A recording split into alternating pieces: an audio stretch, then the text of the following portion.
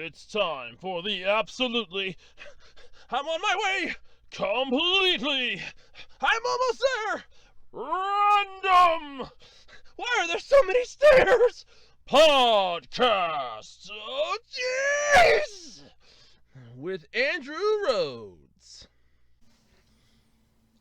Hello, everybody, and welcome back to another episode of the Absolutely Completely Random Podcast for December 11th, 2021. By the way, it's a Saturday, folks. That's right. What am I talking about this time around? Well, believe it or not, YouTube is actually revealing that millions of incorrect copyright claims have happened in the last 6 months. And in other breaking news, the sky is blue!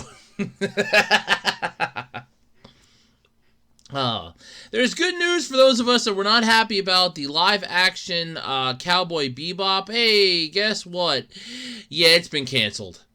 There is a God, after all. Yes, it's been canceled after 1 season. Well, that just goes to show you, folks, live-action adaptations do not work, and the Japanese internet has been blowing the fuck up about it ever since.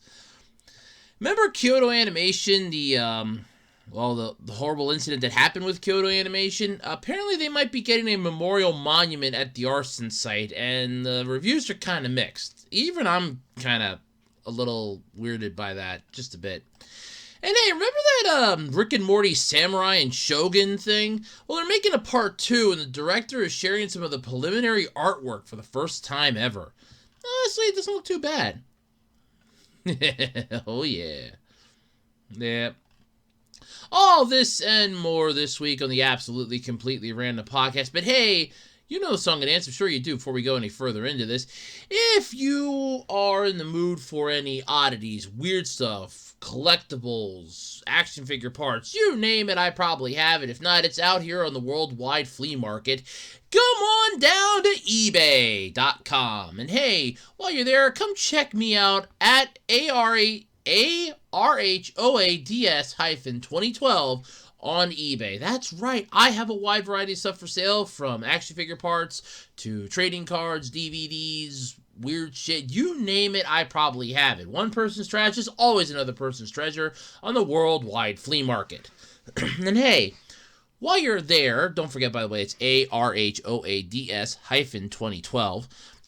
But while you're out there on the information superhighway, swing on over to Social Media City and come check me out in Twitterville, because I'm there at Otaku Roads. That's the @ symbol, capital O-T-A-K-U, capital R-H-O-A-D-S, over on Twitter. And don't forget to check out the official Web Designer 18 Facebook page, and like, comment, subscribe, and ring that notification bell so you can be made aware of right here on YouTube when new videos drop on the Web Designer 18 channel. You know, every week I say this, and every week I get better at it, I think.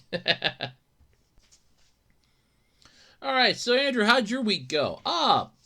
Ironically, somewhat well. So, this was the week of the screwed up schedule time. So basically I was working till 1, till 12, till 1, till 12. This coming week, I was supposed to work Sunday, Monday, Wednesday, Thursday, Friday, but I got Sunday removed and just had the 4 hours I was supposed to work Sunday added 1 hour extra to each of the other days. And that's fine by me. I'll do that, because I'll do that. That's fine by me. Because I kind of felt like I was going in there and I wasn't really going to be useful at all. And I'm going to be honest, I did not think I was going to be very useful on Sunday. Because I'm just going to go off of the fact that nothing probably would have been done Saturday night. And I wouldn't have been in there until 8 o'clock in the morning, and the store opens up at 9, and it's like, yeah, no, I don't see a lot getting done in 4 hours, and if the truck shows up and it's got X amount on it, yeah, I don't see, because I'd be the only one having to break stuff down. Nah, I don't see that. Can I just, change it? Yeah, I got the 4 hours I was supposed to work Sunday, just 1 hour added to each of the days so I get done at noon. I'm fine with that. I'm down with that. I'm down with that. I'm down with that. So that was this week. Just a wide bunch of other stuff. Some weird stuff. I got one of my mom's Christmas gifts so far. I actually had to fight an old lady for it. I shit you not, I had to fight an old lady for it. And that's worrying me. that's worrying me. It's like, oh, I might have got the Holy Grail. That is worrying me. But oh my God. Yeah, I don't understand it, but yeah, I got it. I got my mom. I'm not going to say what it is because she listens to the podcast. Nice try, Mom. Nice try there. I'm not going to reveal all of my secrets to the world. Nice try, though. Yeah, but so that was part of my week. I did get the last 2 episodes of the 12 Days of Rantmas up. That starts up this coming Monday, the 13th at 5 p.m. and will be 5 p.m. For the next 12 days afterwards. It's going to go up to the 24th. And yes, before somebody goes, that's not 12 days. Oh, yes, it is. Because you count the 13th, that's 12 days. Trust me. I honestly did the math on this, and I was shocked, too. I am trying to work on my Christmas video. I have an idea of what I want to do. I'm just having to quickly find a way to record it and then put it up. So I want it to be like a video thing, and I should be able to do that yet and have one fell swoop. I'll have like one good shot to do this. So that's going to be an interesting dilemma, but that's going to be my Christmas gift to everybody. So I hope you enjoy. What the hell else happened this week? No, well, nothing really else. We've got little fun stories with the cats that are roaming around our place. The one, it's this cute little black kitten. Just runs around, bangs into everything. It's just so damn cute. They were serenading me the other day. It's just, yeah, it was just so cute. But yep, that's been my week. It's been a dull one. Mostly just work. Although, I am the king of Trash Mountain, the pile of trash we got, because the garbage people don't want to come pick up the trash. And then we get yelled at by him yesterday because the trash pile's so damn high. And then we just threw more of it on top of it because we got a delivery. We got yelled at for it. So that was a good day. It kind of felt like that joke that somebody, I think it was Gabriel Iglesias that goes, "You haven't lived until you were yelled at, until you were told off by a guy wearing a badge in the shape of a mouse." Yeah, you haven't lived. No, you haven't lived till you were told off by honestly, for me, I got told off by a rent-a-cop once. Basically, that's like mall security in a way. I got told off by a rent-a-cop. And, yeah, you haven't lived until you were told off by a rent-a-cop. Oh, that's the best. That's the best. The thing was, I didn't even do anything either, and it's like, I was just getting yelled at for the sake of getting yelled at. So that was like the best. But yeah, no, you haven't lived until you get told off by somebody that has like a worse job than you, and they're pissed off that you're making their job harder. Yeah, but look what we have to put up with versus what you have to put up with. You have this mountain of trash. We have all of this. We win. But yes, so that's pretty much been my week. Just weird stuff in general, I guess. But yeah, that's been my week. But anyway, let's dive into the podcast. Let's get started. Let's go whole hog onto this. And let's dive in, shall we? Alright, so in breaking news, YouTube has revealed millions of incorrect copyright claims have happened within the last 6 months. And another breaking news, the sky is blue. Snow is cold. And this is a no-shit Sherlock moment. Yeah, so this is an interesting... So I came across this on Tuesday, and I'm like, nope, I have to. I'm not going to let this slide. So over 2.2 million copyright claims hit YouTube videos before or later being overturned between January and June of this year. According to the new report published by the company, the Copyright Transparency Report is the first of its kind published by YouTube, which says it will update biannually going forward. Yeah, biannually. Yeah, they'll update it when they feel like it. The 2.2 million incorrect claims represent less than 1% of more than 729 million total copyright claims issued in the first half of this year, 99% of which originated from Content ID, YouTube's automated enforcement tool, aka their bot. Yeah, it's true. And I've seen a lot of these complaints like shooting up on Twitter, because I follow YouTube on Twitter, and it's like that's sort of like spiking really high. All of a sudden, it's like, hey, my video was copyright claimed. Hey, my channel was deleted. Hey, what's going on here, YouTube? And they're like, do this, and they're doing their same old song and dance. And I'm like, oh God, here we go. But yeah. When users disputed these claims, the case was resolved in favor of the uploader of the video 60% of the time, according to the report. Ooh, 60% of the time. So the other 40% it was in favor of the other people. Yeah, that's never a good sign. Though mistaken copyright claims are a drop in the bucket on a larger scale, YouTube creators have long complained about how the platform handles claims. Constantly. They will copyright claim for 10 seconds of something. If you have 10 seconds of something, copyright claimed. That has happened. Because look at Team 4-Star. That was their main reason why they claimed they were done doing the DBZA series. Let's face it, the actual truth was they didn't want to do the Boo Saga. They just didn't want to come out and say it. And somebody out there can't say that I'm making that up, because if you ever watch when they did the DBcember, which, oh yeah, by the way, this is the last DBcember they're doing, so I saw that coming too.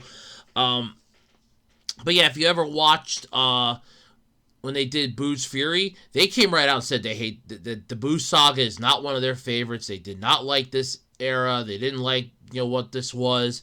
So of course they weren't gonna do it. They didn't like it. It was easy to say. But the users and the creators have long complained about this, saying overly aggressive or unjustified enforcement can lead to lost income, copyright claims can result in videos being blocked, audio being muted, or ad revenue going back to the rights holders. Look, I always feel like it's this, and I'm going to say this when it comes to YouTube copyright issues, especially when it comes to audio. Just split the goddamn revenue. Go look. Okay, you used, basically this is what I would say. Okay, you used copyright audio that belongs to this place, and you're making money off it. So this is what we're going to do. You're not getting the full amount. They're getting half of it. And then I would look at the other people and go, you're getting something for it. You're getting something for it. Now, both of you go back to your goddamn corners and color in your books, play with your Play-Doh, and hug a goddamn stuffed animal. And just sit in that goddamn corner, go back to your fucking sandboxes. Nope. Block, copyright strike, block, copyright strike, mute it. Yeah. This new report, though, gives shape to the problem, or to a problem that YouTube itself has acknowledged needs updating. Yeah, how about you get rid of your bot for starters? That thing is a fucking pain in the ass. Oh, it's our bot. Yeah, and it's your bot that's going off of an algorithm that's already fucked up, and it's already... I'm gonna have to make sure I keep my quota of fucks and everything else underlined, because apparently, apparently that screwed over Angry Joe, and he got, his thing was demonetized. His, what was it? Battlefield 2042 is demonetized because he overly exceeded his allowable quota of fucks. Yeah. Yeah. Okay. So, and there's also a correction here. It was 2.2 million claims, not videos. I think I even said videos, didn't I? No, I said claims. Yeah, I said claims. Okay. Well, then they changed it. Whatever. Let's see, where was I? Okay, here we go. In 2019, YouTube CEO Susan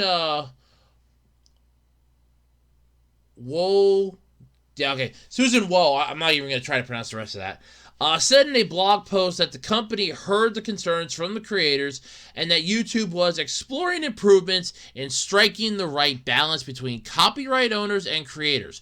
Here's a perfect balance. Split the fucking ad revenue. Just split it in half. You're getting half. You're getting half. Deal with it. You still get something for the time and effort that you put into making your video, and you get something for the audio that they used in their video. Deal with it, people. That's how you're getting it. Suck it up. Everybody wins. Just split it into half. Well, King Solomon this bitch. Okay, that's how we're going to do this. We're just going to King Solomon this bitch and be done with it. Nope, they won't do that. The new report notes that no system is perfect. Oh my God, where's the snow? And that errors happen even with established guardrails in place to prevent abuse of enforcement mechanisms. In other words, your bot got drunk with power. Let's just admit that. Let's just admit it. When disputes take place, the process provided by YouTube provides real recourse. Not from what I've seen online. I'm sorry. There's a person who actually did a video showing what they had to go through to get their channel back after it was removed. So, yeah! Real recourse. Okay. And over 60% of these disputes were resolved in favor of the uploader, the report says. Ooh. Okay. So, let's specify this. And I want to say this, okay? And I want to say this in the best way possible. All right? So, you're talking straight out of your ass. There you go. Look, I get it. I think it's the fact that this has actually been brought to light now, and it's showing the fact that the creators were right. The content creators were right. We weren't just, pissing and moaning and crying like children in a playpen because you took away our Barney doll or something, and you took away our toys and we're crying because we want them back.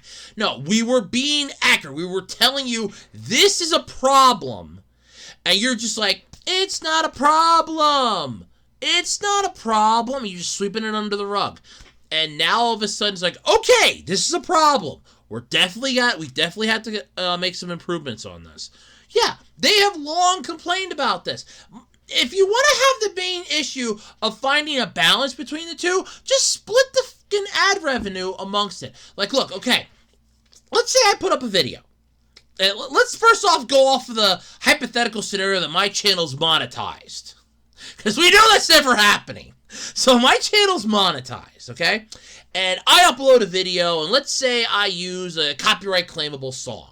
And they look at this and go, well, wait a minute. I want the money for this. YouTube goes, no, wait a minute. Now, they put a lot of time and effort into making this video. They put a lot of time and effort into, what they did. They should be compensated too. So, this is what we'll do. You claimed it.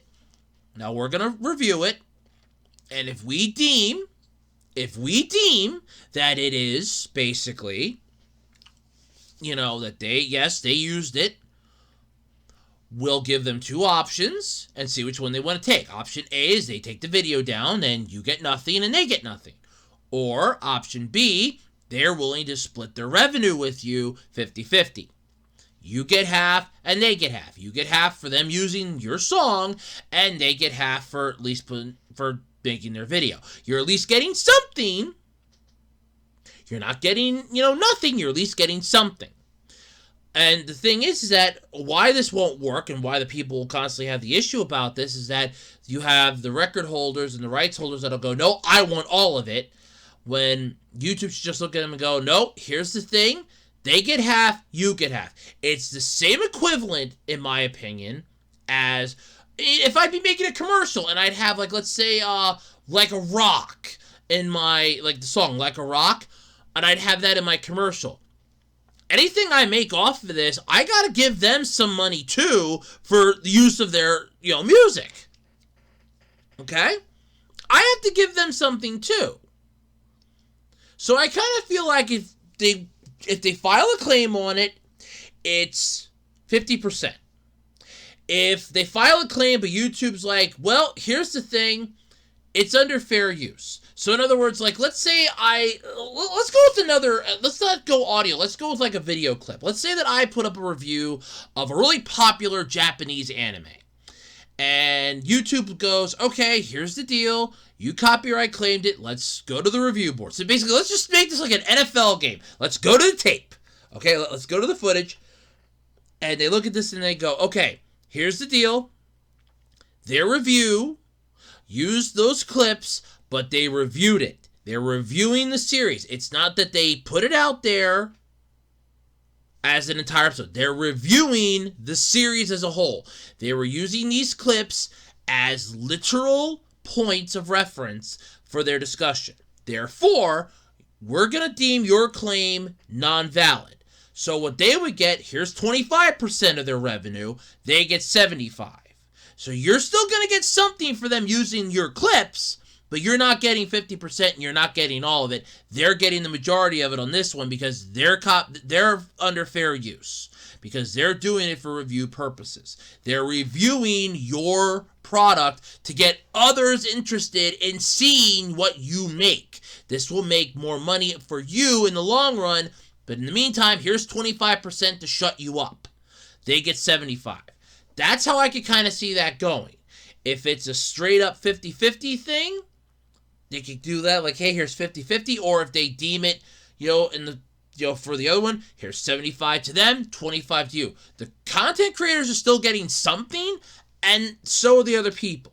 So it's either going to be 75% for them, 25% for you, a split 50-50, or 75 for you, 25 for them. That's what the system should be. Hands down, that is what the system should be. Because otherwise, what you're looking at here is a gigantic clusterfuck. And I mean, it's a huge one. And this has been an issue that has been going on for the longest time. Not to mention, you have your bot, that your algorithm needs a massive overhaul. I still swear, I think they're going off the algorithm from like 2012 or 2013. That needs a massive overhaul. Okay? So your algorithm needs an overhaul. If you want to balance the system, have a 3-tier system. Either 25 to the creator, 75 to the rights holder, even 50-50 split, or 75 for the creator, 25 to the rights holder if they lose. So basically, have that be the option. Look, you can contest this if, I would do like what eBay does. Because if you have an issue on eBay, they give you some options. Option A, you can either return the item, in which case you will get, your money back. Option B, they give you a partial refund. Or option C is YouTube just refunds you your money and you're still stuck with the item. Or sorry, eBay refunds you money and you're still stuck with the item. So either way, you're getting something back. Okay, that's their buyer protection. So how come YouTube can't have a content creator or creator protection program? Where it's like, look, here's the deal. If they file a copyright claim against you, we'll give you a couple options. You can either choose to remove the video, in which case you get nothing. You get total bupkis.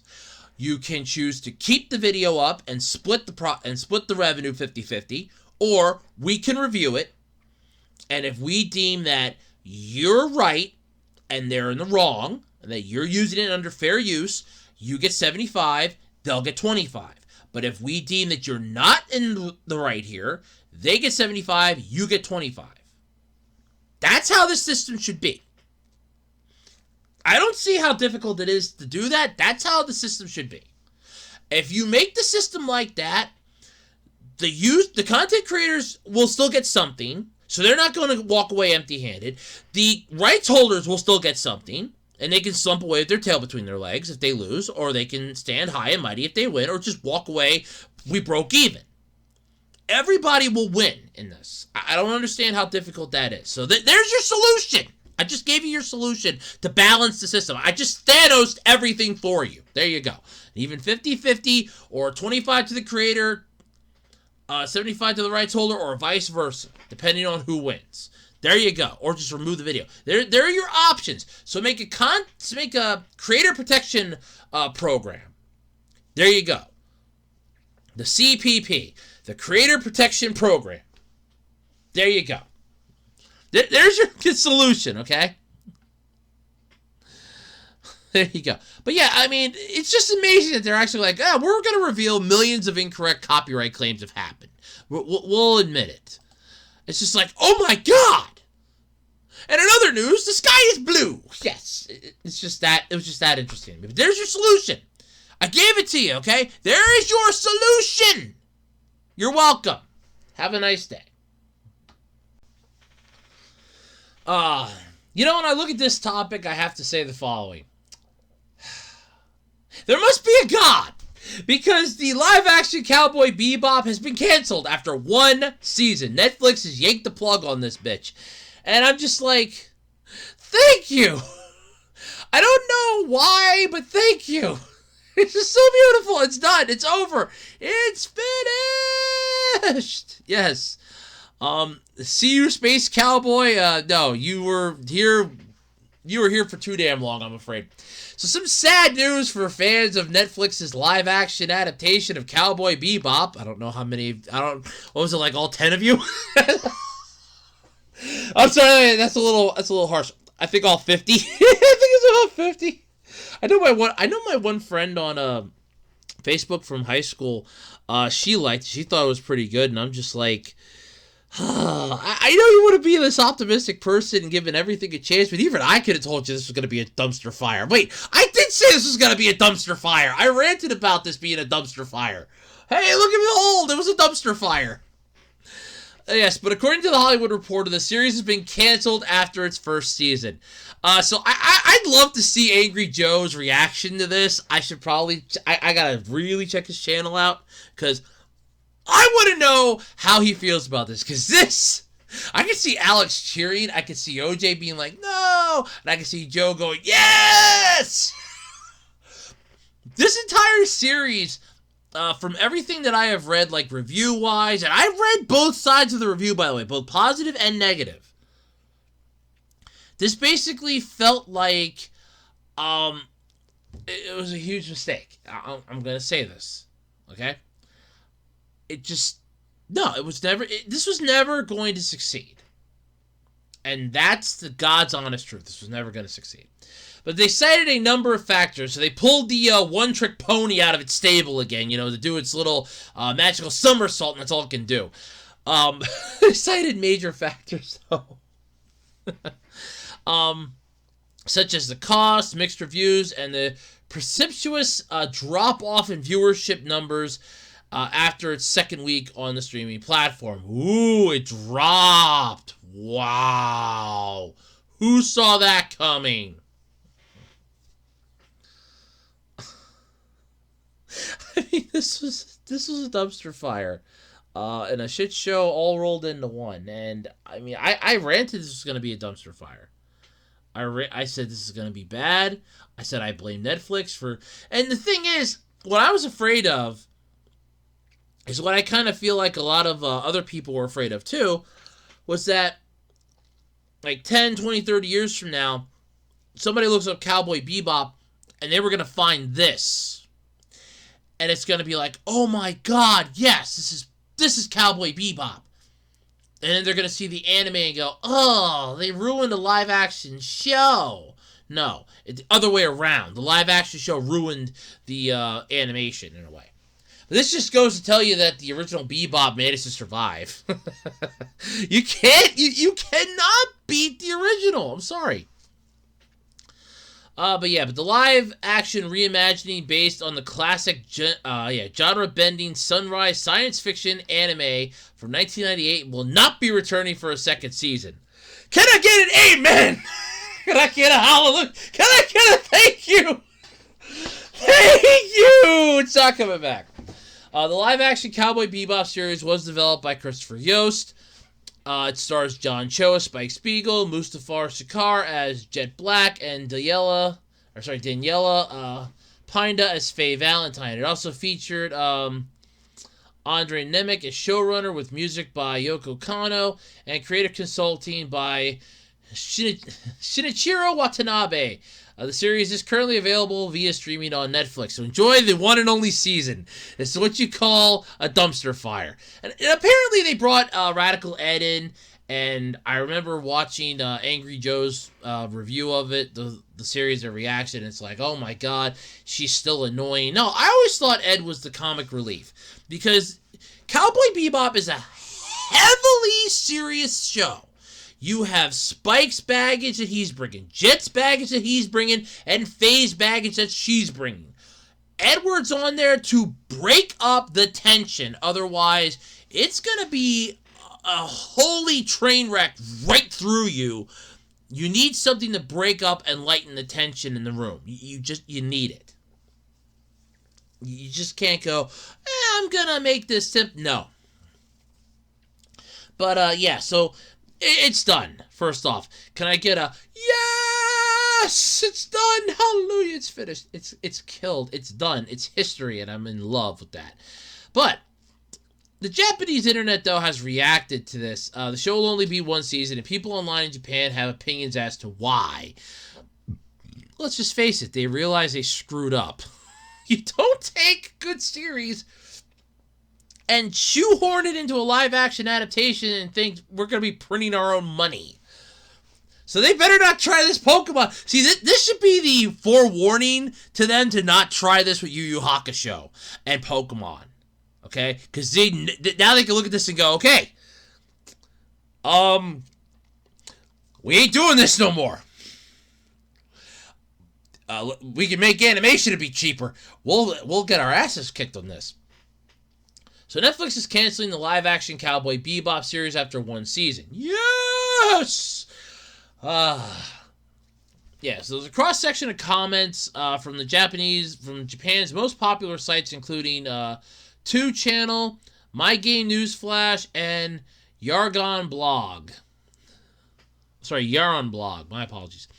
The remarks should give you an idea to what people in Japan, at least those online, thought was good and bad about the show, as well as their opinions on the live-action anime adaptations in general.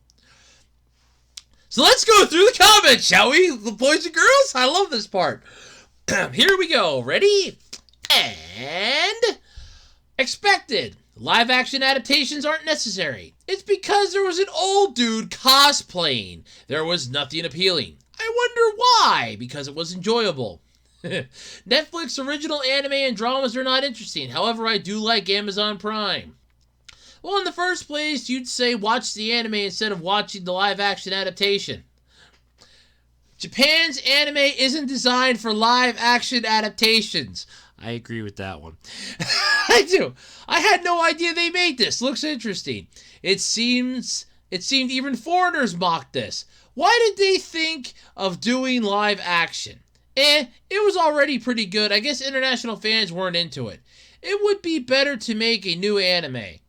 There was a respect for the original anime. You can't take an anime that as is and adapt it into a live action because there are all these uncomfortable feelings when an anime is adapted into live action. They should have stopped doing a live action adaptation when the one with Keanu got away. Keanu Reeves was attached to play Spike in a now abandoned Cowboy Bebop live-action movie for Fox. Yeah, I don't even think that would have worked. Ooh, God, no. No. Now, let's see here. It looked like a game of cosplay.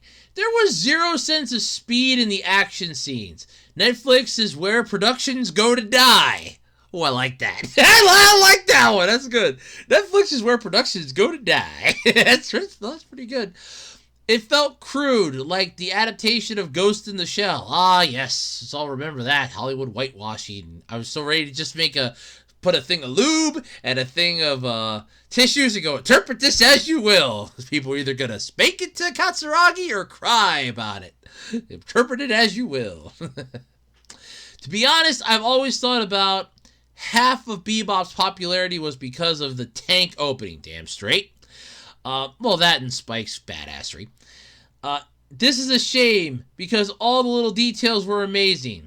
It was enjoyable. I didn't actually watch it. It was enjoyable. I didn't actually watch it. Foreigners sure are quick at cutting their losses, huh? It's because the original anime wasn't really that popular. Oh, that's a lie. It's a cult classic. That's a cult classic. Actually, I want to see it. Yeah, no thanks. I wanted to see the scrap Bebop with Keanu Reeves.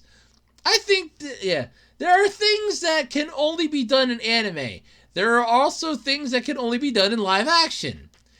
Did anyone want to watch this? The only good thing was the opening. I watched it because the original anime is so popular, but got bored and turned it off. The main star seemed too much like a regular person. To be honest, Korean dramas are more interesting. Oh, that's a bird. That was decided quickly.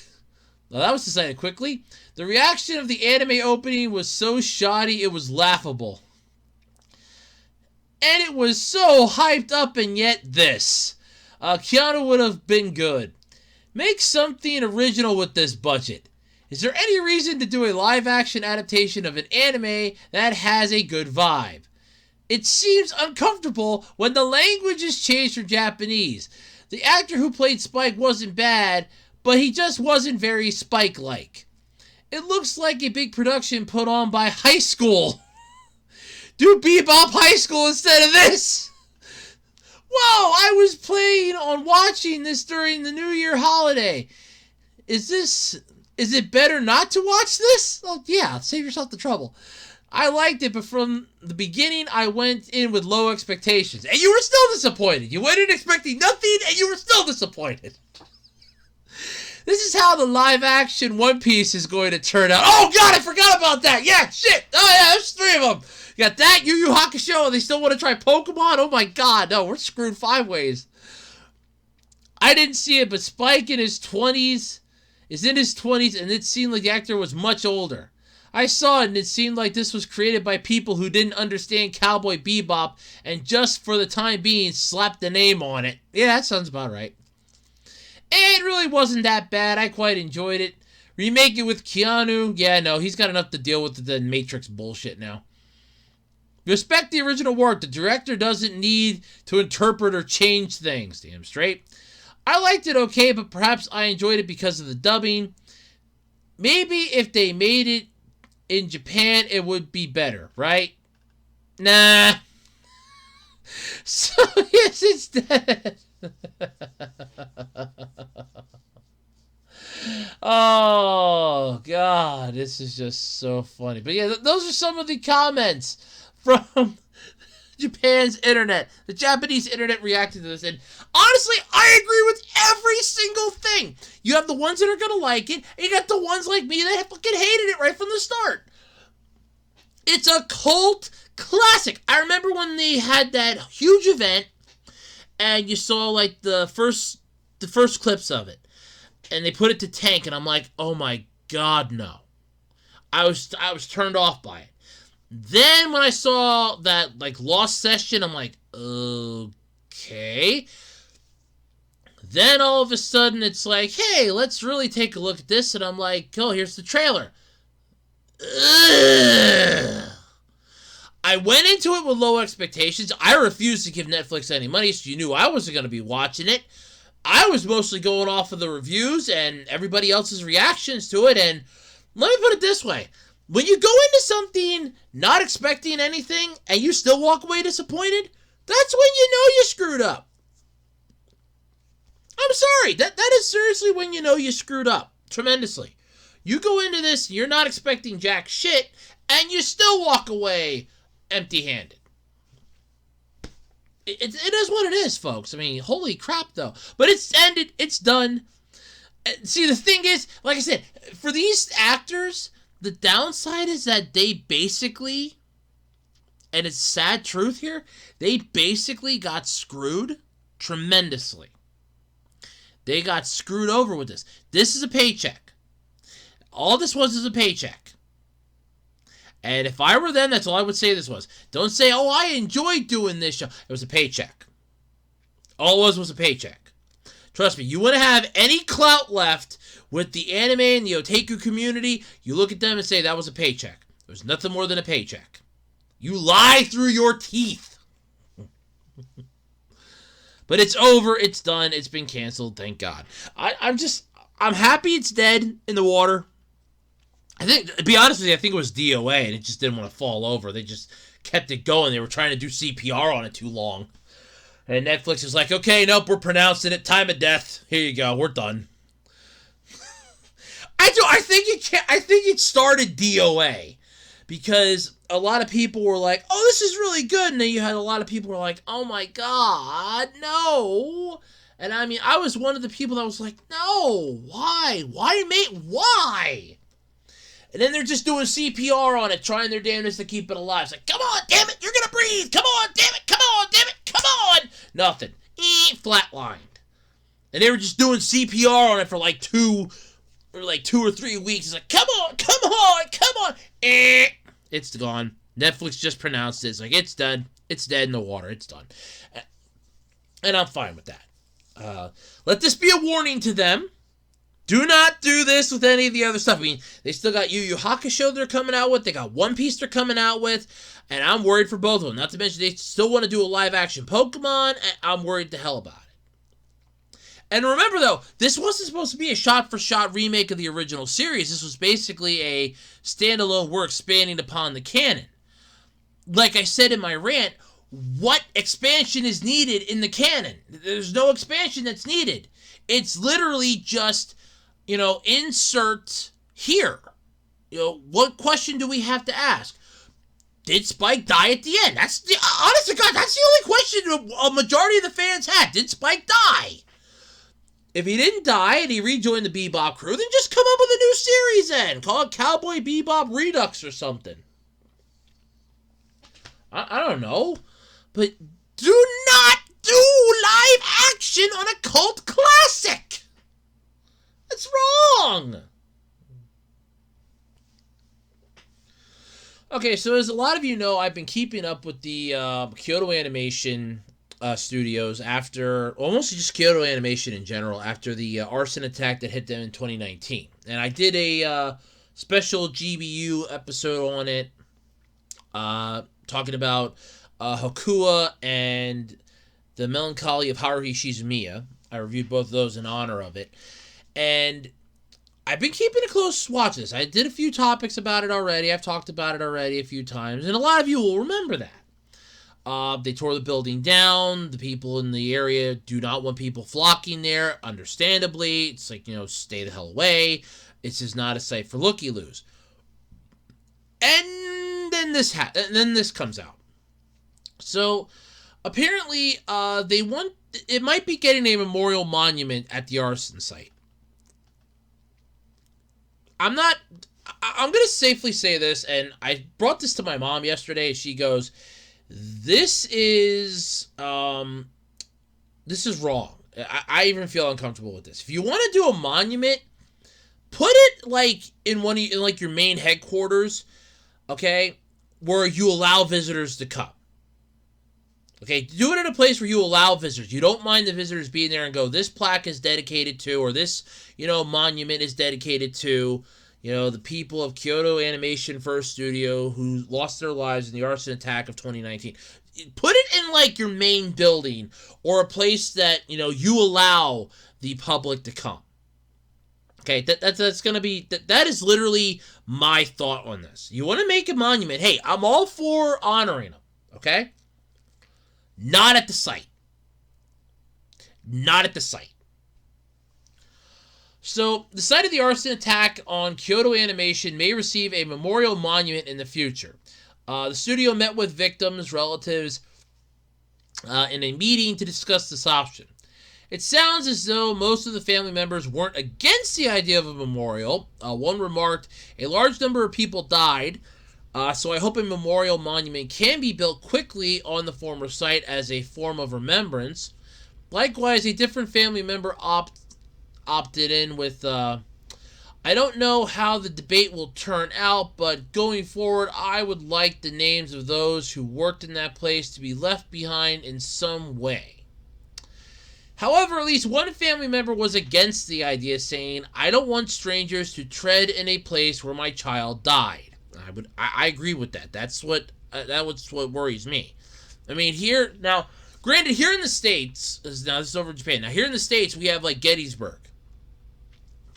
If you've ever been to Gettysburg, you're basically standing on where people most likely died. Okay? You're standing on a place where they most likely died. But it's designed around that. You're going there to see it firsthand. You're going there to see. This is what it looked like when they were here. This is what it looked like when they were, here all those years ago. You're not going there and, taking a whiz on a rock or a tree. You're going there and you're going there in a way to remember them. That's what it's designed for. It's a park. It's designed to basically be there to show you history so that you can stand there and go, I'm literally standing where this happened. That's what that's designed for. The people in the area were not happy with... They didn't want looky-loos. That's why they tore the building down quickly. They didn't want looky-loos. They didn't want people coming around there. They started asking people, stop coming around here. Stop looking for the building. It's gone. Don't come around here anymore if you're looking for this building. Because a lot of the people in that area knew all of those people that worked there. They knew a good chunk of the ones that died. And to them, it was too strainful and too emotional for them to stand there and watch somebody take a picture of the building. Like, okay, we're going to take a picture of it. This is so great. This is where they died. No, that's horrifying. But Kyoto Animation has also received criticism for the idea of a memorial monument by a neighborhood association in Kyoto's Fushimi ward. And this is the area that it happened in. So in 2019, not long after the arson, the neighborhood association didn't like the idea of all the people a memorial would bring to the area, and they believed it would ruin the calm of the neighborhood. They didn't like the idea. They didn't want them to just start roaming around, coming there, and making it a tourist attraction. I agree with that.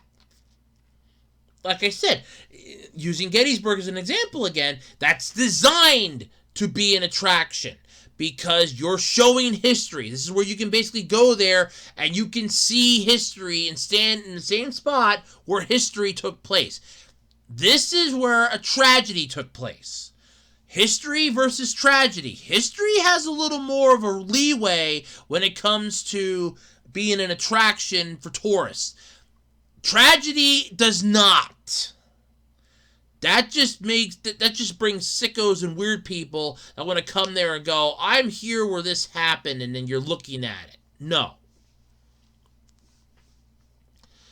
But yeah. So in response, though, to these concerns, a Kyoto Animation rep said, we'll consider all the factors and make a decision after counseling or consulting with the bereaved families, local residents, and other related parties. As things are now, they will continue to discuss options and gather people's thoughts, and they may not make a decision until the end of next year, 2022. But, look, I'm all for a memorial. I am. I'm all for a memorial. But do it in, like, your main headquarters.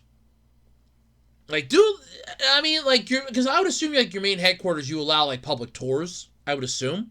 Do it in your main headquarters. Do it in your main headquarters and put it, like, right there in the lobby and go, this monument is dedicated to the, how many people was it? To the 36 employees that died in the arson attack at Kyoto Animation first studio in 2019. And put it in your main building. Not on the side of it, in your main building. Because then they're surrounded by everybody else that they would have worked with. They're surrounded by everybody. And then you can have it be like, look, this will bring people to our main building where we allow visitors anyway. That is if you even allow visitors. I don't even know if they allow visitors at the place. Damned if I know. But yeah. But for those of you that don't remember, the arson attack took place back in 2019. It occurred while 70 people were in the building. It killed 36 of the employees and wounded another 33 more. A nearby man also got injured when he was walking, suffering from smoke inhalation. The person involved later confessed to the crime, was apprehended by police, and has been formally indicted. And the reason why he did this was because he claimed that they stole his work. And, yeah. Yeah, that was what caused this. So, yeah. You had so many people, you had 36 people that lost their lives. And I get it. You want to remember them. You want to honor their... I get that. Like I said, I'm all for a memorial, but not on the site. This is one of those, there is a line, there is a line that you don't cross, and that's the line you don't cross. Here's the line. We don't cross it in any way, shape, or form. We're not crossing this line. And what it basically is here's the line. We want to do a memorial. It's like, so here's the memorial. Here's the site. The memorial is not going to cross this line to go onto the site. I would put it like your main headquarters, or put it at like a place where you allow like public tours to show like, look, this is what we do here. This is where the public can come, and put it there so that the public can come by and go, look, we can, we're here to honor their loss. We're here to honor their sacrifice. We're not here because we want to screw people to the wall. We're here because, look, they got screwed, and they got screwed bad. And we're here to, pay homage to them. And we came here to see the memorial, and it's at the main building. It's not at the site. Let the neighbors and the neighborhood there remember them and honor them in their way, and let the public honor them in a different way at a different location. That's honestly my stance on this. You want to do a memorial, like I said, go for it, but not at the site. Not at the freaking site. I would not do it at the site. No. Because that's just it's ghoulish.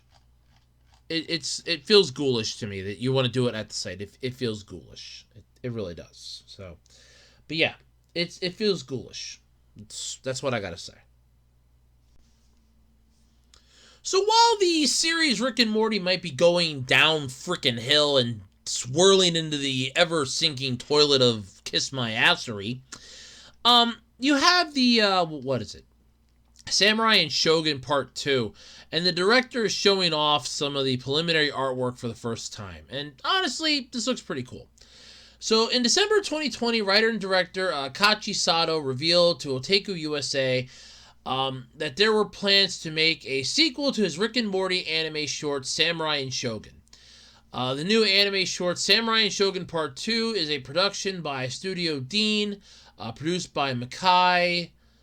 I'm not going to try to pronounce that last name because I will mess it up. And of course, written and directed by Sato.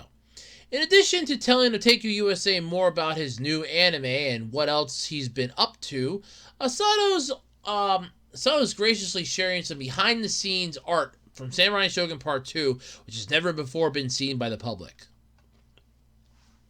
So they just go like in the interview, but I gotta admit, some of these are pretty cool on here. I'm definitely gonna admit, some of these are pretty cool. You got Summer in her geisha outfit, or her, I would say like kimono in that. I don't know what this one here is supposed to be. You got like Rick, there's a Morty. What else we got? Oh, cool, they got the face huggers. That's interesting. So you get the face huggers are back.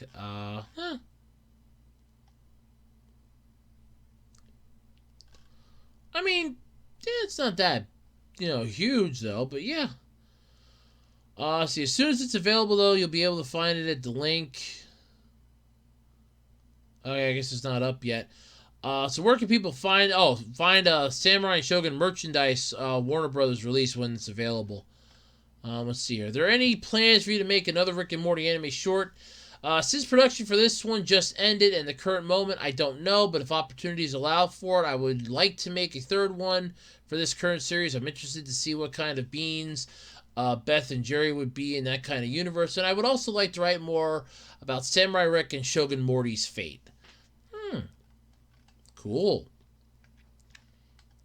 So you got like a whole bunch here. What do you hope the audience are going to take away from the anime?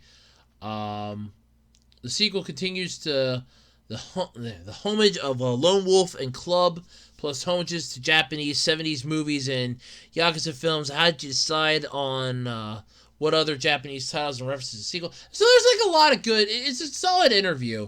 I'm not going to go through the whole thing for obvious reasons, but you can pull it up on here. But it's actually pretty interesting. There is I don't know, did it actually come out? I guess it came out. Because you can pull up the part 2 here. It is kind of interesting. It says part 2. Like 5 minutes and 44 seconds. So yeah, I guess it is out. So it's not really too bad. And I did like the first one. I thought that was pretty cool. Oh, yeah, this is interesting.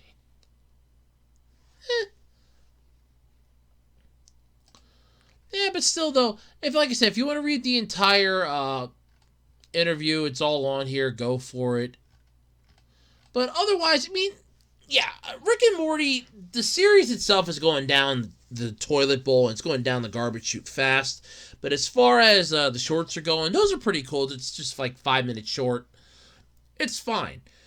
The episodes themselves, like the full on from the series, those things are going to hell in a handbasket.